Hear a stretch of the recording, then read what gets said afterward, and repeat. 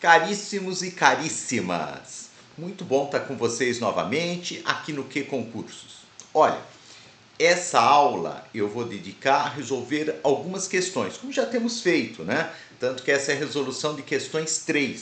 Se você olhar outros vídeos, outras aulas que estão gravadas aqui no canal do Que Concursos no YouTube, você vai encontrar outras aulas minhas de resolução de questões. Teve já uns 2, 3 meses resolução de questões do último concurso de INSS, concurso 2016. Mais recentemente eu iniciei uma série de questões inéditas. São questões de um nível médio para alto, um nível bom.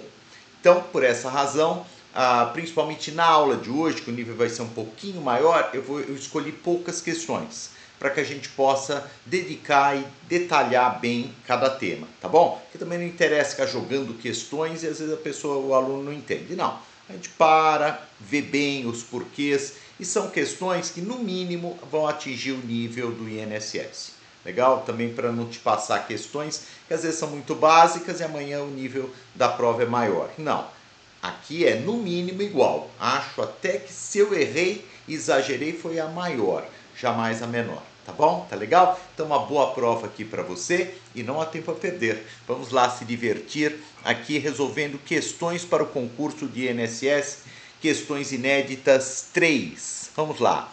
O direito de requerer pensão por morte decai após 10 anos da data da morte do segurado ou da segurada. Lê com muita atenção sempre, né? O direito de requerer pensão por morte decai após 10 anos da data da morte do segurado ou da segurada. Enquanto eu vou falando, você já vai burilando, né? Será que eu colocaria certa? Será que eu colocaria errada? Não se trata de um simulado, mas de alguma forma você pode ir treinando também. Olha, essa proposição está errada. Está errada. Por quê? Então vamos entender bem como as coisas funcionam. Para que eu faça o requerimento de um benefício, não existe prazo prescricional, não existe prazo decadencial, não tem.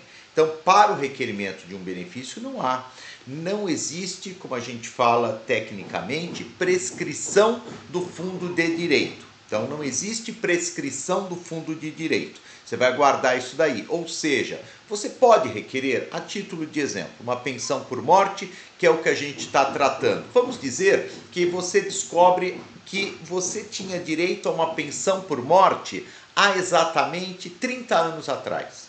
Puxa vida, eu fui casado ou casado com uma pessoa, uma segurada que faleceu há 30 anos. Ou vivia em união estável e não sabia que podia requerer a pensão por morte. E agora, 30 anos depois, será que eu posso pedir agora? Claro que pode. Você vai perder todo esse tempo, você não vai ter como recuperar. Mas o benefício, ele não prescreve. O direito ao benefício não prescreve. Omar, então o que prescreve em 10 anos? O que decai em 10 anos? Na verdade, o prazo de 10 anos na Previdência Social é apenas decadencial. E é o prazo que você tem para pedir a revisão. Revisão já é algo que já existiu, você concorda? Revisão do ato de concessão do benefício. Então não confunda. Para pedir, não tem prescrição, não tem decadência. Para revisar, daí é diferente. Daí vai ter a decadência no prazo de 10 anos. E existe também a prescrição? Sim, prescrição de 5 anos. Então, decadência de 10, prescrição de 5. Porém, nunca esqueça, seja um, seja outro, você vai perder, no caso da prescrição, as parcelas vencidas há mais de 5 anos. Então, ajuiza uma ação, por exemplo, as parcelas vencidas há mais de 5 anos, as mensalidades vencidas há mais de 5 anos, não o direito em si, que como fala a questão, tá bom? Então, você vai guardar dessa forma. Vamos ver aqui, até inclusive, olhar aqui no slide, eu sempre no outro, eu faço um breve comentário que depois você tem acesso, claro, ao material. Então, põe assim, o prazo decadencial realmente é de 10 anos, mas diz respeito ao direito de pedir a revisão do benefício previdenciário e não ao direito de pedir o próprio benefício. E aqui eu cito o artigo 103 da Lei 8.213 de 91. Não existe prescrição ou decadência do fundo de direito. O que quer dizer fundo de direito, gente? O direito que eu tenho de pedir um benefício. Então não existe esse prazo, tá bom? Tenho certeza que você não vai esquecer isso. Então, para pedir, posso pedir a qualquer tempo. Claro, não há prescrição, não há decadência. Ah, para revisar. Revisar, daí sim, eu vou ter 10 anos. E se dentro desses 10 anos eu pedir a revisão do benefício, por exemplo, de uma aposentadoria, era 3 mil e o correto era 4 mil. Eu peço uma revisão no nono ano. Nono ano que eu já estou recebendo o benefício, eu peço a revisão. Posso? Pode, porque ainda não passaram 10 anos. E eu vou receber quanto desses 9 anos? Os últimos 5, porque mais que isso prescreveu. Tá bom? Legal? Espero que tenha ficado bem claro para você. Então, essa diferença. Decadência só do pedido de revisão. Prescrição das parcelas. O próprio direito eu não perco. Legal? Muito bem. Então, vamos continuar aqui. O que a gente vai ter? Mais uma questão. Questão também um pouquinho mais complicada, porque envolve custeio. Normalmente, custeio é um assunto que os candidatos têm mais dificuldade. Vamos analisar essa questão. A empresa Saúde em Primeiro Lugar, resolveu conceder para todos os seus empregados e dirigentes um plano de saúde e um plano odontológico. Então, que mais ou menos é comum. Às vezes a empresa oferece um ou outro, né? Essa aqui é uma empresa boa, né? Ela ofereceu os dois. Não cobrou nada dos empregados por esse benefício. Nessa hipótese, sobre esses benefícios, o valor correspondente a esses benefícios, não incidirá a contribuição previdenciária paga pela empresa ou ainda a contribuição dos trabalhadores. Será que está certa ou será que está errada essa questão? Então, na verdade, a gente vai descobrir que está correta. Deixa eu explicar isso aqui para você. Olha, quando a gente fala em custeio, é a parte tributária da Previdência. E essa é a parte em que decide quem passa e quem não passa. Por quê? Porque as pessoas, os candidatos bem preparados, eles sabem bem benefícios. Onde que às vezes acaba dando a diferenciação? Custeio e crimes. Tanto que eu trouxe aqui alguma coisa de custeio e alguma coisa de crimes previdenciários. Por quê? Custeio, crime, ou seja, outras matérias, são essas que as pessoas, que os candidatos bem classificados, acabam diferenciando-se. Legal? Bom, quando eu falo em custeio, eu estou falando em contribuição previdenciária. Aquela contribuição que popularmente a gente chama de contribuição para o INSS. Legal. Então, o que eu acabo tendo? Contribuição para o INSS. Por exemplo, eu sou empregado de uma faculdade. Realmente sou empregado de uma faculdade, sou professor de uma faculdade aqui em São Paulo. Então, eu recebo um salário. Sobre esse salário, tanto o Omar, segurado empregado, tem que pagar a sua contribuição previdenciária, quanto a empresa, a faculdade, tem que pagar a contribuição patronal ou contribuição para o INSS, parte da empresa. Então, basicamente, é assim que funciona. Só que só incide sobre verbas de natureza salarial. Só salário. O que é salário ou remuneração? A contraprestação por um trabalho. Verbas de natureza indenizatória, os benefícios, na verdade, como a gente costuma falar, sobre eles não incide contribuição. Então, plano de saúde, plano odontológico, não incide. É isso que está dizendo aqui a questão. Então, está correto. Está correto aqui, voltando à questão, né? Eles pagam plano de saúde, plano de odontológico, e nessa hipótese, sobre esses benefícios, não incide contribuição previdenciária, paga pela empresa ou ainda paga pelos trabalhadores, nem a parte do empregado, nem a parte da empresa, nos termos do artigo 28, parágrafo 9º, a linha Q, da Lei 8.212 de 91, que é a lei de benefício, a lei de custeio da Previdência. Ela excluiu do salário de contribuição algumas parcelas, entre as quais as relativas a planos de saúde e a planos odontológicos, tá legal? É uma verba, na verdade, de natureza indenizatória e não de natureza salarial. Guarda isso, tudo que for indenização, na prática, tudo que for benefício, sobre esses benefícios é o vale-refeição, é o auxílio transporte, né? O vale-transporte, o seguro de vida em grupo, o plano de previdência privada, plano de saúde, plano odontológico, o que a gente chama popularmente de benefícios que as empresas pagam, isso não é salário, razão pela qual não incide contribuição, ok? Fica fácil. Olha, vou te dar uma dica. Para essa parte de custeio, o tema mais importante é parcelas excluídas do salário de contribuição. Então, o artigo mais importante da Lei 8.212 é o artigo 28, um artigo enorme, mas você tem que conhecer bem. E dentro do artigo 28, o mais importante é o seu parágrafo 9º. Então, artigo 28, parágrafo 9º da Lei 8.212. Você vai ver que estão as parcelas excluídas do salário de contribuição, tá bom? Tá beleza? Tenho certeza que se você estudar bem o 28, olha, dificilmente você vai errar alguma questão de custeio, ok? Vamos seguir. O que mais? Mais questõezinhas. Rubens Gonçalves é segurado empregado do Regime Geral de Previdência Social há 9 anos. Possui esposa e um filho de 5 anos. Em razão de acidente do trabalho, ele está afastado da empresa em gozo de auxílio-doença, atualmente também chamado de auxílio por incapacidade temporária, há 5 anos. Caso venha a falecer, seus dependentes não terão direito de receber pensão por morte acidentária, tendo em vista que não possui mais qualidade de segurado. Vocês entenderam? Ele é segurado há 9 anos, ele tem uma esposa, tem um filho pequeno, e ele sofreu um acidente de trabalho e está afastado em auxílio-doença acidentária há 5 anos. Se ele falecer, ainda no gozo do auxílio-doença, ele não vai gerar para os seus dependentes a pensão por morte, tendo em vista que não possui mais qualidade de segurado. Está certo ou errado? Está errada, né? Está errada. Deixa eu explicar o porquê para você. Depois você dá uma lidinha lá no material, mas já te explico. É assim. Qualquer pessoa, para receber a maioria dos benefícios, inclusive pensão por morte, salário maternidade, auxílio-doença, aposentadoria por invalidez, o auxílio acidente, né?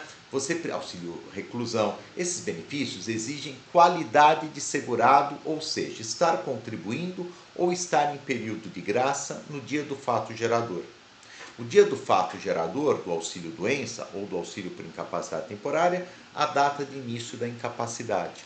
O dia do fato gerador da pensão por morte é a morte, o dia da morte. Legal. Então, no dia da morte, eu tenho que ter qualidade de segurado para gerar pensão por morte para os meus dependentes. É isso. Eu tenho que estar com condição ou qualidade de segurado. Eu tenho que estar contribuindo para a Previdência ou em período de graça. Período de graça, que quer dizer? O nome já diz, né? De graça. Eu não contribuo, mas continuo com os direitos previdenciários, continuo filiado à Previdência. Tem vários períodos de graça. Então, por exemplo, quem está sem pagar e é um empregado pode chegar até a 36 meses, 3 anos de período de graça. Por outro lado, quem está em gozo de benefício, o que quer dizer em gozo de benefício? Quem está em proveito, né, recebendo um benefício previdenciário, exceção feita ao auxílio acidente. Não confunde com auxílio doença. Exceção feita ao auxílio acidente. Se você está em gozo de um benefício, vocês mantêm a qualidade de segurado. É isso. E é o caso que resolve aqui a nossa questão. Na verdade, o Rubens Gonçalves, ele quando morreu, ele estava em gozo de auxílio-doença. Se ele estava em gozo de auxílio-doença, auxílio por incapacidade temporária, ele não perdeu a qualidade de segurado. Se ele não perdeu a qualidade de segurado, no dia da morte dele, ele estava afiliado à Previdência e pôde gerar a pensão por morte para o seu filho pequeno e para sua esposa, ok? Então, por isso que está errado aqui. É possível permanecer com qualidade de segurado, mesmo sem efetivar contribuições, nas hipóteses previstas no artigo 15 do 8.213, que traz o quê? Traz as hipóteses de período de graça. E lá, uma delas, fala que quem estiver em gozo de qualquer benefício previdenciário, exceção feita ao auxílio acidente, mantém a qualidade de segurado. Legal? Então, aqui vocês já resolveram. Mais um. Alberto é casado com João, segurado empregado do Regime Geral de Previdência Social. Então, João é empregado e é casado com Alberto. João é segurado empregado há apenas 2 meses, começou a trabalhar agora numa empresa. Ambos resolveram adotar uma criança de 5 anos. Essa é a situação. Tendo em vista que esse benefício é devido exclusivamente para mulheres, não será concedido salário maternidade para o João. Será que é verdade isso daí, não? O salário maternidade hoje no Brasil é só para mulheres? Não. Na verdade, há 10 anos, desde 2013, que os homens podem, em algumas circunstâncias, receber o benefício. Deixa eu explicar para vocês. Quando que o homem pode receber o salário maternidade? Em duas situações. Primeiro, se ele adotar uma criança. Daí não interessa se ele adotou juntamente com outro homem, com uma mulher, isso é irrelevante. Ele poderá receber o benefício se for o primeiro a requerê-lo. Porque, na verdade, a questão nem é ser homem ou mulher. Para adoção, terá direito ao benefício aquele que requerer primeiro, caso os dois sejam segurados. No caso aqui, pelas informações da questão, apenas o João era segurado, então não tem problema, o João pode receber o benefício. Mas essa ideia de que só mulher recebe salário maternidade é errado. Pode acontecer em caso de adoção e pode acontecer também se aí sim a mulher falecer, aí não precisa necessariamente ser mulher, mas geralmente vai ser, né? Mulher falecer, por exemplo, no caso do parto. Então, se a pessoa que estava em gozo do benefício, ou um parto, ou uma adoção, ela morrer, o segurado ou a segurada que estavam recebendo falecer, daí o seu companheiro ou companheira assume o prazo restante para o recebimento do benefício. Pensar um caso que seria mais comum, embora esse felizmente também mais raro hoje em dia. Um casal, homem e mulher, a mulher tem o filho por meio de parto e falece no parto. A criança sobrevive. Nessa hipótese, o seu marido, o seu companheiro, poderá, se for segurado da Previdência, assumir o quê? Assumir a condição de beneficiário do salário maternidade. Substitui a mãe. Tá bom? São duas hipóteses nas quais o homem pode vir a receber salário maternidade. Ok? Tenho certeza aí que você não vai esquecer.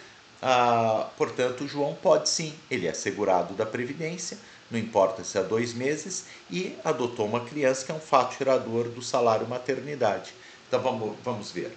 O benefício será devido a João, pois ele é segurado, ele é filiado, tem qualidade de segurado no dia do fato gerador. No mais, para os segurados e empregados, não há carência para o recebimento do salário maternidade. E por fim, desde 2013 é possível o recebimento de salário maternidade por segurados homens. Perfeito. Então vocês veem que a questão ela tem bom nível, né? Mas você tem condições, claro, de resolvê-la. Continuemos. José Teodoro trabalhou como segurado empregado em uma fábrica por 168 meses. Então José Teodoro é empregado de uma fábrica. Mais recentemente, após perder o emprego, resolveu voltar para sua terra natal no interior de São Paulo. Então, ele trabalha agora há 5 anos como trabalhador rural, observado todos os requisitos legais para ser reconhecido como segurado especial. Então, ele virou segurado especial. Portanto, é correto afirmar que José poderá requerer e obter a aposentadoria por idade híbrida, porém deverá ter, no mínimo, 60 anos de idade na data do requerimento administrativo. Será que essa questão está correta? Será que essa proposição está correta? Aposentadoria por idade híbrida possibilita a partir de 60 anos de idade para um homem? A gente vai ver que está errada. Ele vai ter que aguardar os 65 anos. Vou explicar um pouco para não ficar fora de contexto. Aposentadoria por idade híbrida, híbrida significa misturada, né? Ela pega o quê? Ela pega um pouco de tempo de contribuição como segurado empregado, então tempo de contribuição, e mistura, para completar 180 meses, com tempo de serviço rural na qual você laborou, trabalhou como segurado especial. Então você junta os dois, que foi o que aconteceu aqui no caso.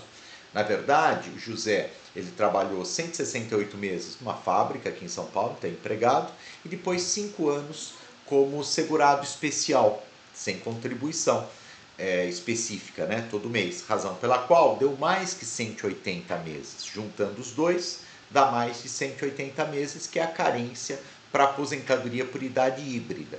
Só que você não pode esquecer que a aposentadoria por idade híbrida, você não usa aquela idade mínima do rural, que é 60 anos para um homem, 55 anos para uma mulher.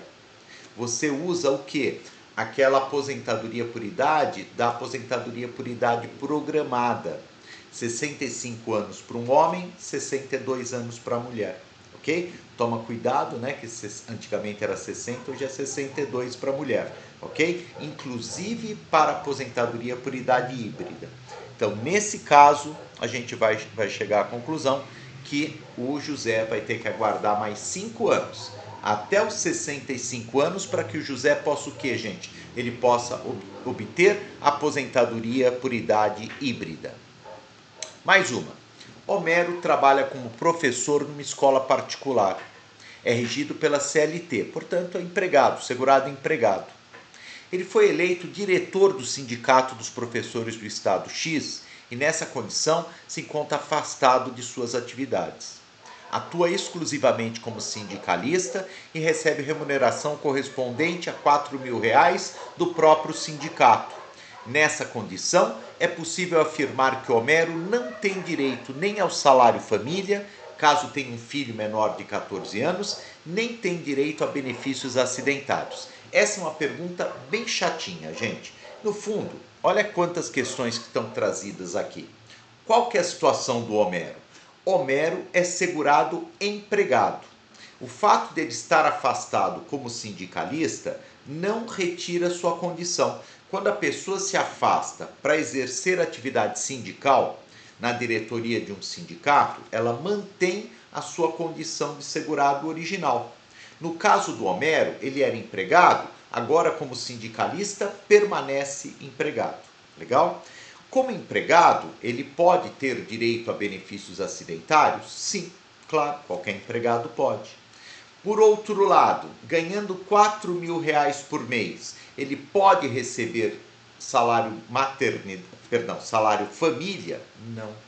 Porque salário família, da mesma forma que o auxílio reclusão, auxílio reclusão para geração, né? Eles são exclusivos dos segurados de baixa renda, certo? Então, olha que interessante, vamos ler de novo aqui.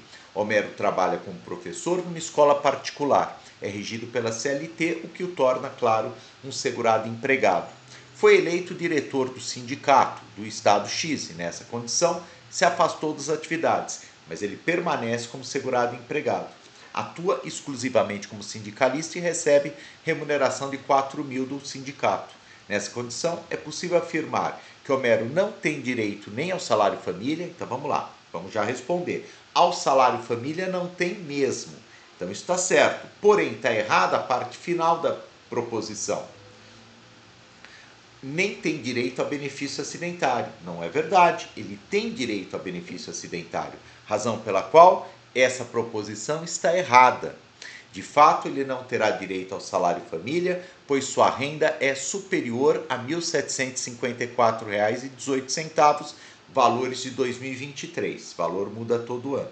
Mas tem direito a benefícios acidentários, pois é um segurado empregado. Tá bom? Tranquilo? Então não esquece. Ele é empregado, tem direito a acidentário, mas não tem direito à família. Como na proposição falava que ele não tinha direito nem a um nem a outro, a proposição está errada.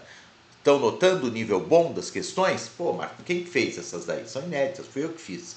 Então já joguei num nível chatinho, de razoável, de médio para difícil, para que você não tenha surpresas. Quando você chegar no dia do concurso, você vai fazendo assim, uma atrás da outra. Perfeito? Você vai acertando. Por quê? Porque você precisa ir muito bem. Você precisa chegar muito forte no concurso. Você vai chegar, tá bom? Vamos lá, caríssimos. Vamos lá. O que mais? Então, mais uma questãozinha. Eustáquio. Perfeito. Vamos lá para o Eustáquio. Eustáquio contribuiu como segurado facultativo. Eustáquio contribuiu como segurado facultativo da Previdência Social por 130 meses. Legal, mais de 10 anos, né? O Eustáquio contribuiu como segurado facultativo, de forma ininterrupta. Nesse caso pare de contribuir, manterá a qualidade de segurado por 24 meses. Então, a gente sabe que a qualidade de segurado, ela está prevista, a qualidade de segurado, aquisição, manutenção e perda da qualidade de segurado estão todas previstas no artigo 15 da Lei 8.213 de 91.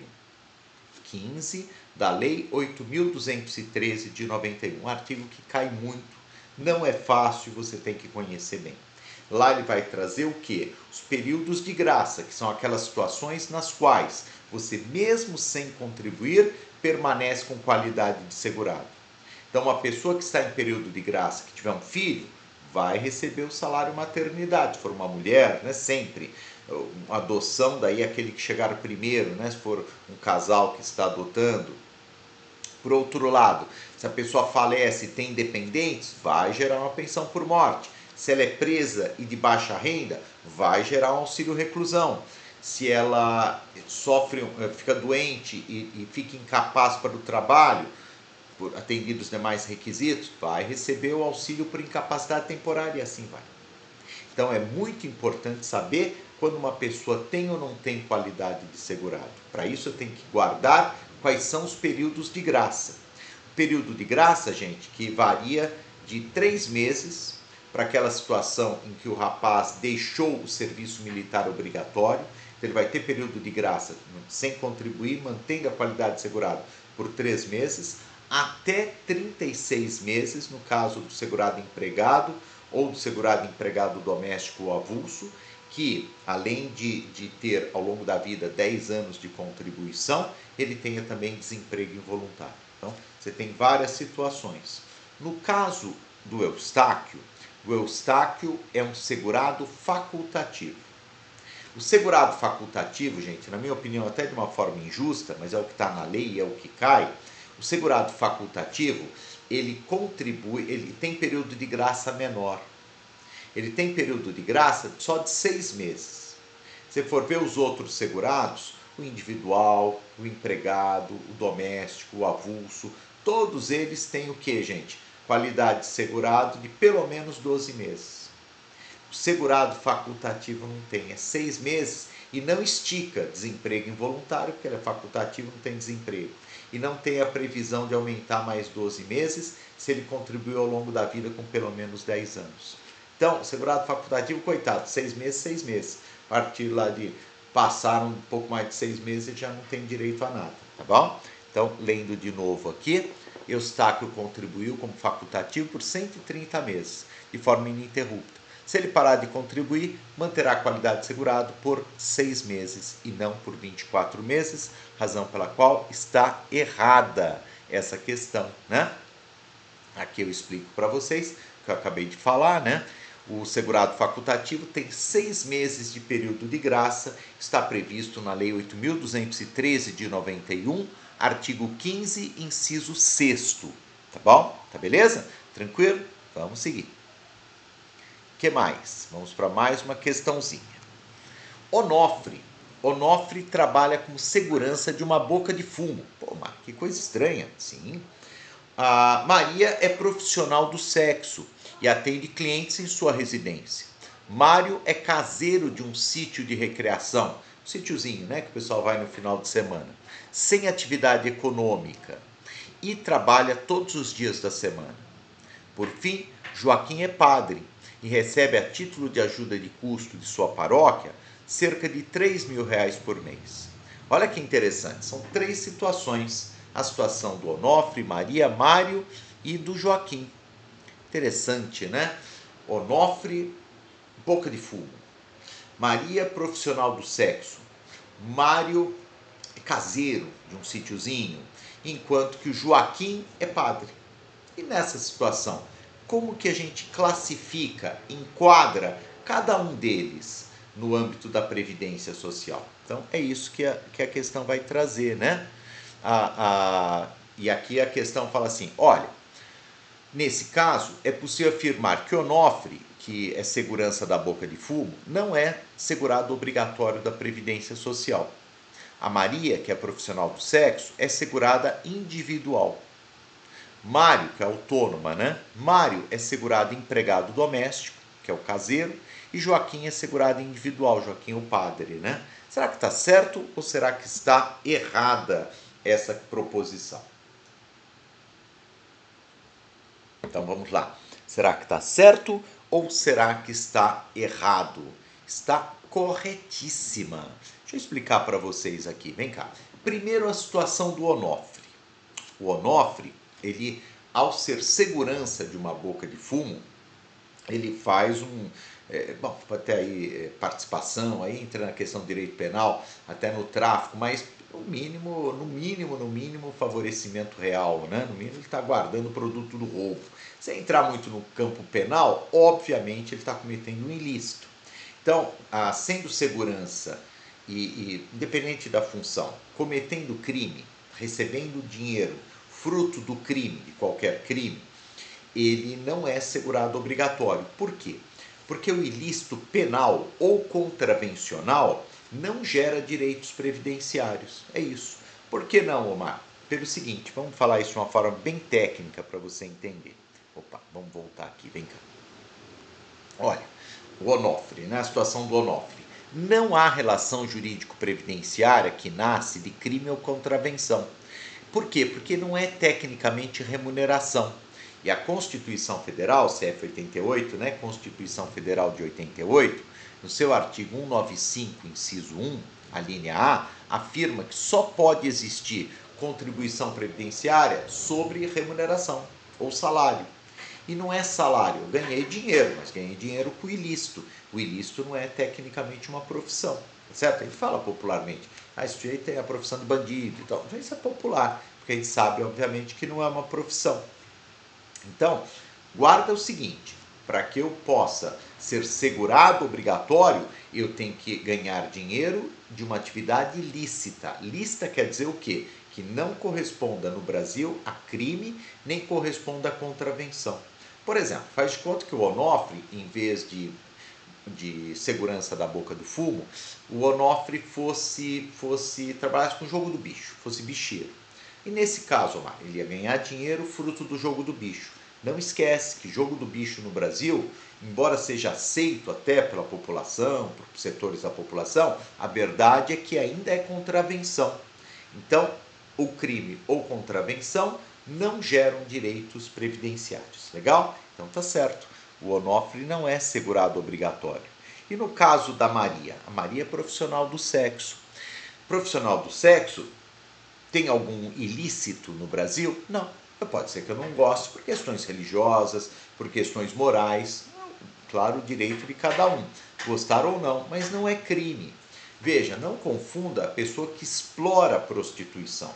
Esse comete um crime, que é o crime de rufianismo, né? Rufião, né? A pessoa que explora. Explorar é outra coisa. Agora que não. Se a pessoa é um garoto ou uma garota de programa, sob o ponto de vista legal, está cometendo um ato lícito. Se é lícito, ganhando dinheiro licitamente, ele é segurado. Mas segurado o quê? Se a pessoa, ela por conta, atende seus clientes na sua residência, no seu apartamento, ela é uma autônoma. Se ela é uma autônoma, segurada individual. Bom, legal? Tem que pagar a previdência. Então, que mais? Joaquim é caseiro. Joaquim é caseiro, e o caseiro é o que, gente? O caseiro de sítio, caseiro, a não ser que venda alguma coisa lá do sítio, mas na questão está falando que não vende nada. Então, ele é empregado doméstico. Ele trabalha mais de 2 vezes por semana, no caso ele trabalha todo dia, né? Então mais de 2 vezes por semana, para uma família, tá? No âmbito familiar, em atividades sem fins lucrativos. É isso. O Mário entendia que empregado doméstico era só a mulher que fazia faxina. Não, gente, pode ser várias coisas. Pode ser um jardineiro que trabalha mais de 2 vezes por semana na casa, pode ser um mordomo, pode ser a senhora que faz faxina, alguém que passa roupa, a cozinheira, o motorista, qualquer pessoa, tá bom? Inclusive o caseiro, ok? Tranquilo? Vamos lá. O que mais? E Mário? O Mário é padre. Olha, o Mário é padre. Então,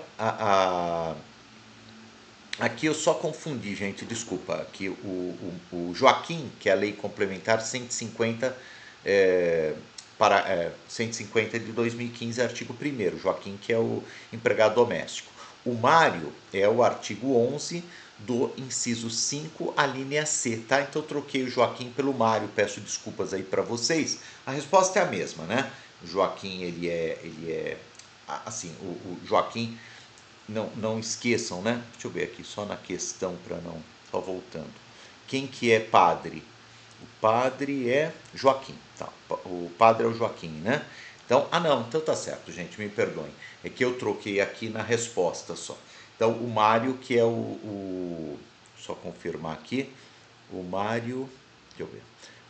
Joaquim é padre e o Mário é caseiro, tá? Então, o Mário é empregado doméstico. Perfeito, tá certinho. Aqui não troquei não, gente. O Mário é a lei complementar 150, que trata do empregado doméstico. E Joaquim, o artigo 11, inciso 5º, a linha C, que trata dos religiosos. Legal? Mas seja um, seja outro, o importante é que você lembre o seguinte. O religioso, ele é sempre segurado individual. Sempre. O religioso sempre vai ser segurado individual, equiparado ao autônomo. Então não esquece, um rabino é o líder religioso dos judeus. O pai de santo do candomblé, o pastor das igrejas evangélicas, o padre, uma freira dos católicos, não importa a religião, todas as religiões, eles são segurados individuais, tá bom? Nos termos do artigo 11, inciso 5º, a linha C. E por outro lado, se eu sou caseiro ou empregado doméstico, daí você vai nos termos da Lei Complementar 150 de 2015, no seu artigo 1º, você vai resolver. Tá beleza? Tranquilo? Então, aí eu espero que tenha ficado claro para vocês. Aqui tá certinho, viu? Eu não confundi, não. O Mário, ele é empregado doméstico, o Joaquim é o padre, a Maria é profissional do sexo e o Onofre infelizmente, tem que mudar de vida, né, Onofre? Infelizmente, você está num caminho ruim. Legal? Ele é criminoso.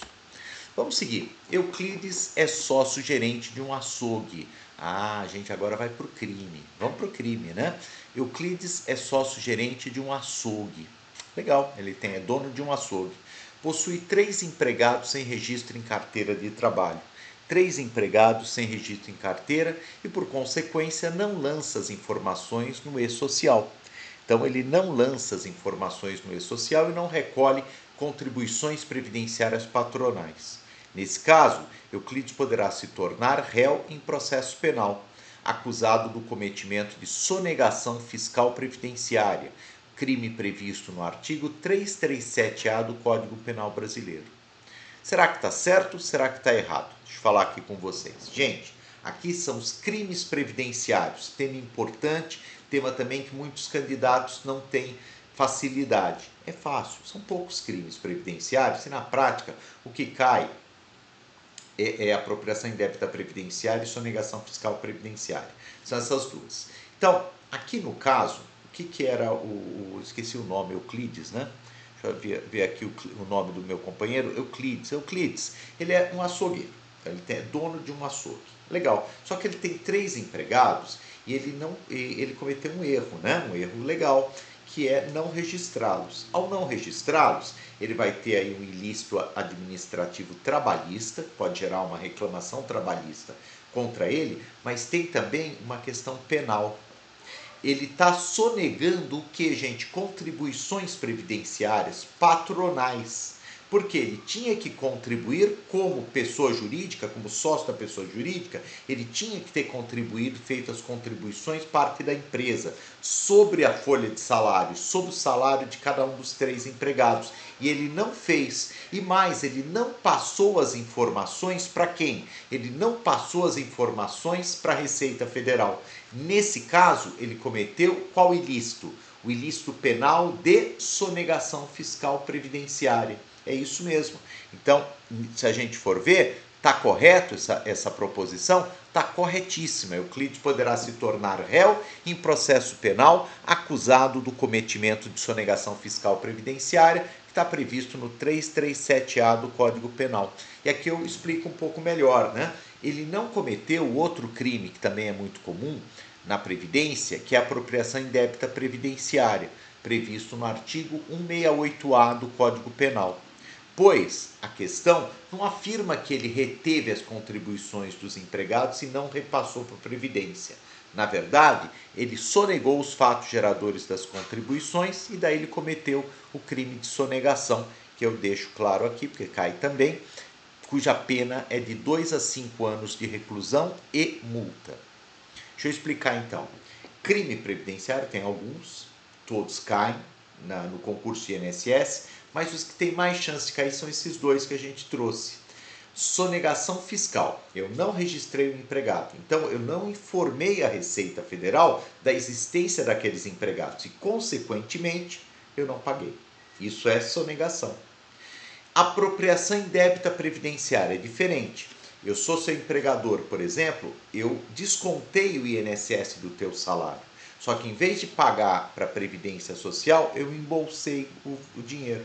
Se eu embolsei o dinheiro, eu me apropriei indevidamente. Isso é apropriação indébita previdenciária. São crimes diferentes, apenas são iguais. 2 a 5 anos de reclusão, acrescida de multa. 2 a 5 anos, pena mínima 2, pena máxima 5 anos, acrescida de multa. Tanto para um crime quanto para o outro, mas eles são diferentes. E na questão nós trouxemos sonegação fiscal, tá bom? Vamos seguir. Manuel trabalha numa empresa como empregado seletista. Então, Manuel trabalha numa empresa como empregado seletista e teve de trabalhar durante as férias por necessidade de serviço. Nesse caso, Manuel receberá as férias em dinheiro, em pecúnia, né? Indenizadas, e sobre esse valor não incidirá a contribuição previdenciária. Será que está certo ou será que está errado? Está correta. Deixa eu explicar isso aqui para vocês. É assim, só incide contribuição para o INSS, só incide contribuição previdenciária sobre folha de salários e remuneração, só. Daí a contribuição incide parte do empregado, parte do empregador. Parte do empregado, parte da empresa. Mas incide se for salário ou remuneração, que é a contraprestação por um trabalho. Quando eu recebo verbas ou benefícios ou verbas indenizatórias, o que quer dizer indenizatória? Eu tive uma perda e vai me compensar com dinheiro. Nesse caso, eu não recebi o dinheiro por meu trabalho, recebi o dinheiro porque eu perdi alguma coisa e vem o direito me compensa com algum dinheiro. É o caso. O correto era o Manuel ter descansado, tirado suas férias, curtido suas férias, tomado uma chiboca, né, como eu gosto de falar nas férias, lá na praia, gostoso. Nada disso ele conseguiu. O Manuel teve que trabalhar. Então, ele recebeu o que, gente? Além do que já ia receber, recebeu as férias. Mas as férias foram em substituição, em dinheiro, né? Mas foi em substituição ao descanso. Por isso, isso torna essas férias de natureza indenizatória. E por essa razão, tudo que é indenizatório não incide contribuição, nem na parte da remuneração do Manuel, nem da parte da empresa. Guarda isso. Se você ouvir a palavrinha indenização, não incide contribuição. Isso consta onde? Consta naquele artigo que eu já falei para vocês hoje. Artigo 28, parágrafo 9º, artigo 28, parágrafo 9º da Lei 8.212 de 91. Vocês têm que conhecer bem a Lei 8.212, mas de uma forma muito especial esse artigo 28. E de forma especialíssima o parágrafo 9º do artigo 28, tá bom? É o que mais cai disparado dessa lei. Mas assim, é bem, depois é o 21, 22, tem artigo, mas já está lá, bem, aparece o Corinthians nos campeonatos, né? Está sempre muito acima dos demais, né? Muito acima. É óbvio que aí você pode até discordar do Omar, mas o 28 você não pode discordar, porque realmente ele é o que mais cai nesses concursos, tá bom? Beleza? Não esqueça disso. Vamos seguir. Então, colocando aqui, né? Lendo aqui a resposta, está correta. A Constituição Federal, no seu artigo 195.2, autoriza o legislador a exigir contribuição previdenciária sobre verbas de natureza salarial, ou salário ou remuneração. Ou seja, não existe autorização para que haja incidência sobre verbas de natureza indenizatória. No mais, o artigo 28, parágrafo 9º, a linha D, expressamente exclui do salário de contribuição as férias indenizadas. Então, aí a gente entende bem. Mais uma questãozinha. É facultado ao segurado contribuinte individual e ao segurado facultativo, cujos salários de contribuição sejam iguais, ao valor de um salário mínimo, optarem pelo recolhimento trimestral das contribuições previdenciárias, com vencimento no dia 15 do mês seguinte ao de cada trimestre civil. Certo. Será que isso está certo ou será que está errado? Está correto. Na verdade, gente, o segurado individual, um autônomo, por exemplo, né? O segurado facultativo, uma dona de casa, um estagiário, um estudante, um desempregado, eles podem contribuir, por exemplo, sobre um salário mínimo. Podem. E eles podem contribuir todo mês, que é o mais comum. Mas se ele contribuir sobre um salário mínimo, ele tem uma segunda opção. Ele pode contribuir mês a mês ou pode esperar 3 meses e no quarto mês, no dia 15 ou até o dia 15 do quarto mês, após o trimestre, né, do primeiro mês após o trimestre, ele recolhe as 3 contribuições juntas. Então, ele contribui todo mês ou contribui trimestralmente com as 3 contribuições juntas. Se tem previsão legal, é uma possibilidade, tem um código específico do INSS para isso. Então isso facilita um pouco, né? Para algumas pessoas facilita. Ah, eu quero pagar todo mês se não esqueço. Tudo bem, você pode pagar todo mês. Quero pagar trimestralmente. Aí é só se você for segurado individual ou segurado facultativo e recolher sobre um salário mínimo. Então vamos dar uma olhadinha aqui. Está correto, né? Correta, pois se trata do texto expresso do artigo 216, parágrafo 15º do decreto 3048 de 99. Nunca esqueça, eu falo isso sempre, mas às vezes tem colegas que estão nos assistindo pela primeira vez, então é importante que eu fale. Hoje, para o próximo concurso, muito provavelmente, claro, 2024, né? Tem fortes indicações que vai ser mesmo 2024, antes a gente achava, hoje há fortíssimas indicações, só não falo que vai ser, porque não saiu o edital, quando não saiu o edital não é garantido, mas praticamente quase garantido. Não esquece, o que está mais atualizadinho, decreto 3048 de 99. Está quase tudo atualizado. Quanto que a lei 8.213, 8.212, aí tá muita coisa atualizada, mas não tudo, tá bom? Mesmo acontece com a IN 128. Então, se você quer focar, o melhor é focar no decreto 3048 nas matérias comuns ao decreto. O que mais?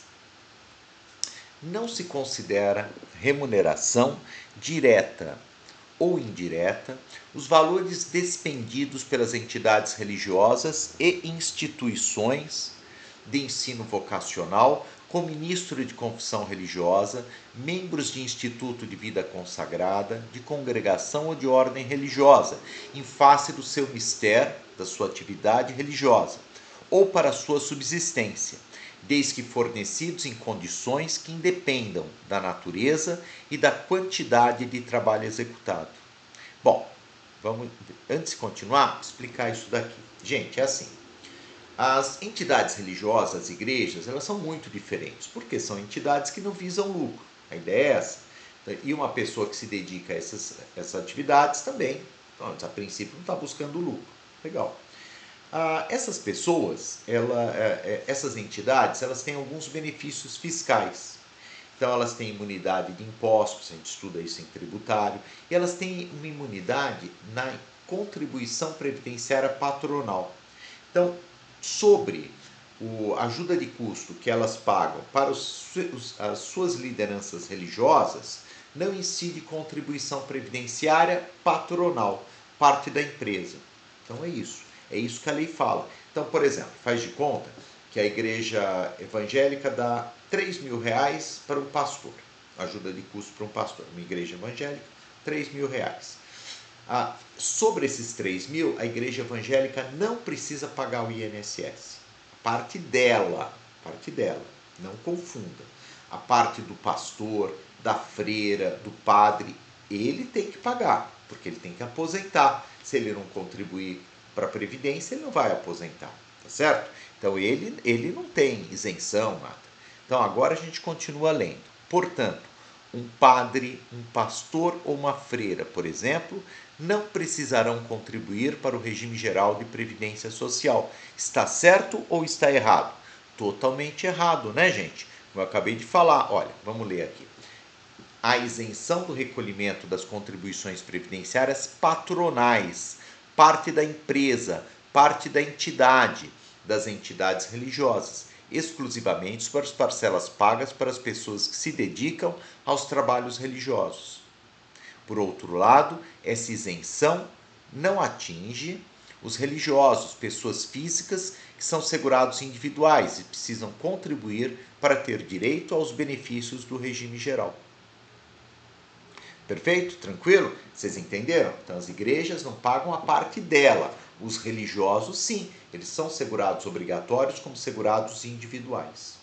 Tranquilo? Foram poucas questões, a gente encerra aqui. Foram poucas questões porque eu quis trabalhar bem, com bastante detalhe, cada uma delas, que a gente aprofunda em algum tema, recorda, para alguns colegas já vê pela primeira vez, ou pelo menos já ajuda quando for estudar a matéria, para outros vale como uma recordação, mas me interessa mais do que falar muito rápido, talvez muitas questões, e às vezes a pessoa, o candidato, o aluno acaba não pegando o suficiente.